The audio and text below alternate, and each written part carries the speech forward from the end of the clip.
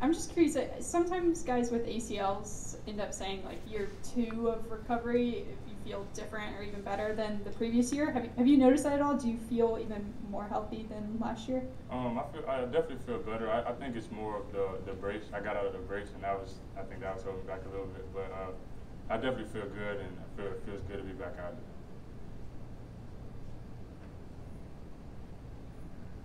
Matt?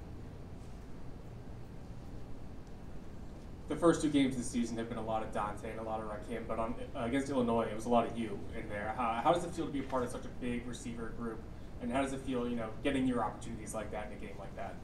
It's pretty cool. I actually enjoy like having the depth that we have. Like you can't really stop all of us, in my opinion. So it's obviously a blessing to have those guys, and they push me every day to want to get better, kind of do some of the similar things they do, and we kind of feed off of each other. So it's actually fun.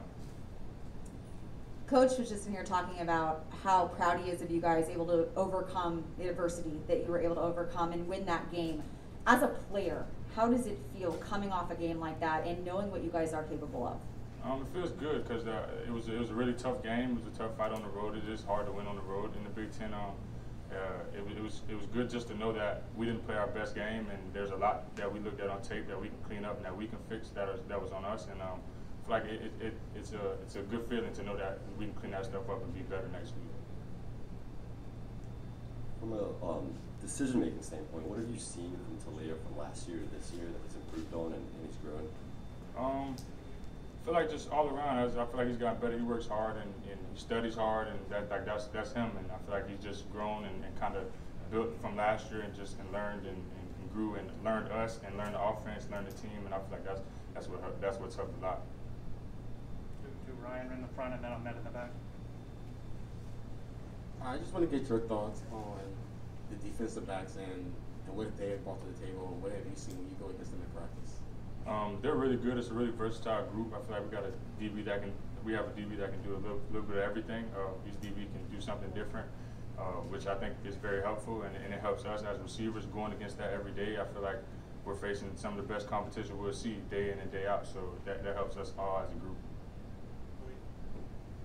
It's early in the week, but what have you seen just early tape from Kent State? What sticks out to you about their defense that might be a challenge for you guys on the offensive side?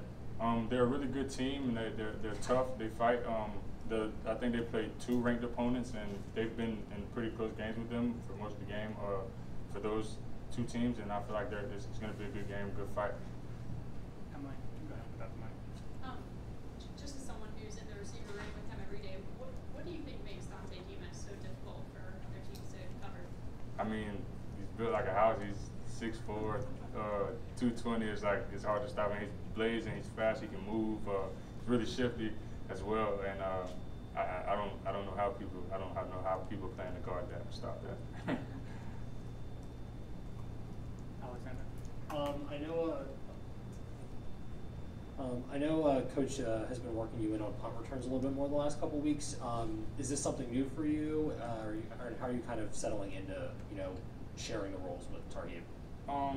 It's not really new. I was the returner last year, so it's not really new. But it's cool to be able to share it because Tarheeb can make plays too, and I like to see him get the opportunity to make plays because he used to play offense as well, and it's actually fun. And we have we go back and forth and see who can do what on each return. So it's kind of fun to have somebody like that back there with me. Anything else for Jeshaun more? I was just wondering how Griffin Jarrett refers to your receiving course kind of a pick your poison offense, and you touched on it before, but how do you see your role continuing to develop as well as Jeshaun Jones and some of the other receivers you have? That's exactly what it is. Just pick your poison. Whoever you think you want to stop, you can try. I think my role is just kind of do my job, and when plays come, just try to make the most of my opportunities. That's really it. Malik in the back. In seasons past, how different is preparing for this Week 4 matchup versus seasons you've already been through? Coach Loxley mentioned a lot about culture changing and growing and improving. You've been with it for a while now. What have you seen different from when you started to where it is now? Just like what he preaches on is handling adversity. I feel like this team has been able to so far, and I feel feel like we have to keep building to work on that because we are going to be in more adverse situations, and the better we get at that, I think the better we'll be as a team.